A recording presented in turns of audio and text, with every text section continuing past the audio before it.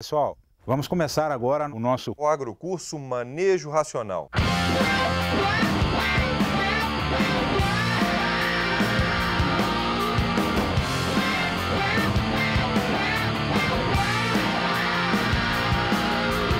Dentro do sistema de confinamento, eu tenho que me preocupar com as condições de piso.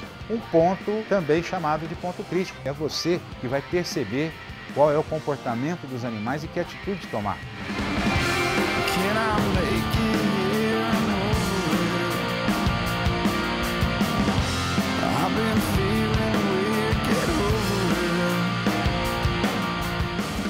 Esse ambiente que nós estamos é chamado de corredor de serviço e corredor de alimentação. Nesse caso agora, uma prática de contenção com a finalidade de corrigir cascos, mas especificamente aplicações curativas. E aproveite para anotar tudo.